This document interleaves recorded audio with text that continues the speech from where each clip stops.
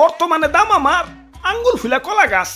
তাই সংবিধান অনুযায়ী আমি এখন এই কাঁচা বাজারের নতুন রাজা। জয় মহারাজের জয়, জয় দেশি আলুর জয়। ওইছে থাম থাম। রাজা হইয়া ভালোই লাগতাছে।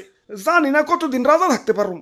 বাজারের যে অবস্থা, কখন যে কার দাম বাইরা হুট করে রাজা হয়ে যায় কখন যায় না। তাই যতদিন রাজা আছি রাজত্ব উপভোগ করতেইব। মন্ত্রী। জি হুজুর। আমার পাউডা মেজমেজ করতেছে, আহো একটু পাউডার টিপে দাও। হুজুর ভুলে যাইন না, কয়দিন আগে কিন্তু আমিও রাজা ছিলাম, এখন আমার দাম কমে গেছে তাই মন্ত্রী হইছি। তাই সাবেক রাজারে সম্মান দিয়া কথা কইবেন। ওরে বাবা, আসসালামু আলাইকুম। ই আর কি করেন না, আপনার কয়টা দাম বাইরে রাজা হইছেন? আসছিলেন তো 20 টাকা কেজি, হুট করে 400 টাকা কেজি হইয়ে রাজা হইছেন। আর আমি কেমনে রাজা হইছিলাম জানেন? আমার কেজি তো 1200 টাকা পর্যন্ত উঠে গেছিল। ওই তুই মুখে মুখে তর্ক করস, তোর বোটা কিন্তু টান দিয়া ছিড়া ফেলাম। ওই তোর বোটার কোনো প্রয়োজনীয়তা আছে? তুই এটা নিয়ে ঘুরস কে? হ্যাঁ, কেউ যদি 1.5 কেজি মরিচ কিনে 1 কেজি তো তোর বোটাই পায়। আমার রাজ্যের নিরীহ মানুষে তুই ঠকাস। ওই ওরে আমার রাজ্যের বাইরে ফেলে দেয়। যত বড় সাইজ না তত বড় কথা।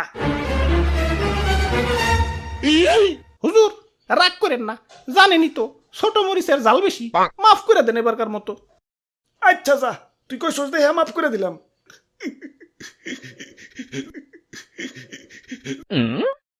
ওই আমার অনেক অনেক ক্ষোভ আছে। আমার দাম যখন স্বাভাবিক আসছিল, মানুষ আমার দাম দেয় নাই। যাতা তরকারির সাথে আমার রানছে। ডিম রানবো, আলু দাও। সিম রানবো, আলু দাও।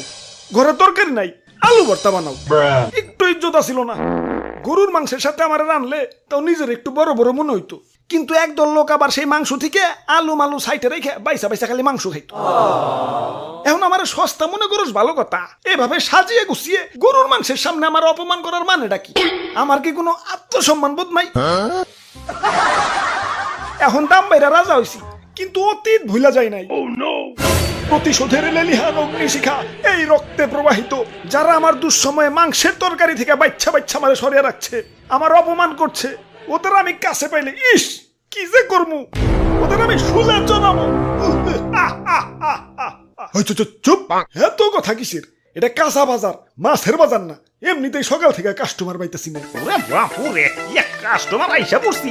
ইয়া দেও এক পা কাঁচা মরিচ দেও।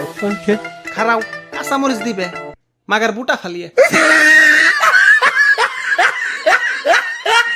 কিরে এমন হাসতাছে কেঠায়? ওই স্বাগতম আমার রাজ্যে, তোমাগো স্বাগতম। ওরে বাপুরে, আলু দি কথা কয়। তোমার রাজ্য? তোমার রাজ্য মানে? হ, এই কাঁচা বাজারই আমার রাজ্য, আর এই রাজ্যের রাজা আমি।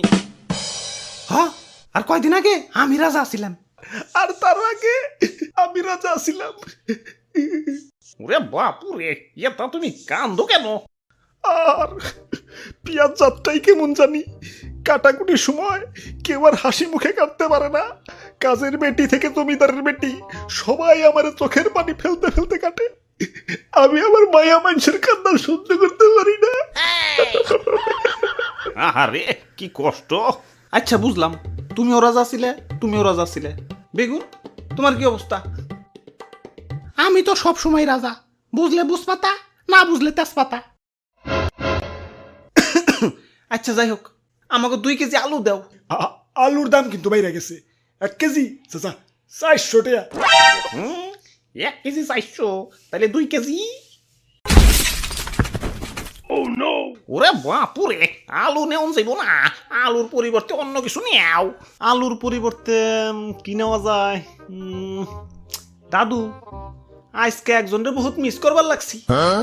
মাংসের পরিবর্তে এখন কাঁঠাল, মিষ্টি কুমড়া দিয়েও বেগুনি বানানো যায়। পেঁয়াজ ছাড়াও কিন্তু রান্না হয়।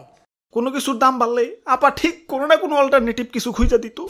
তোমরা আপারে তো থাকতে দিলা না। এখন খাও, বাদ দইয়া দামি জিনিসে খাও, স্বার্থপর বাঙালি। ইয়া তাইলে আর কি, দেও আমাকে 150 গ্রাম আলু দেও।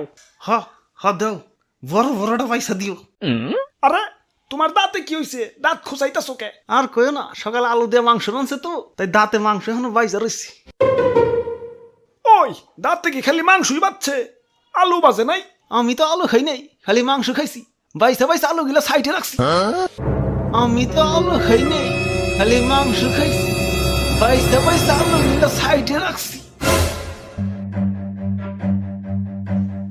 প্রতিশোধ আক্রমণ। Run.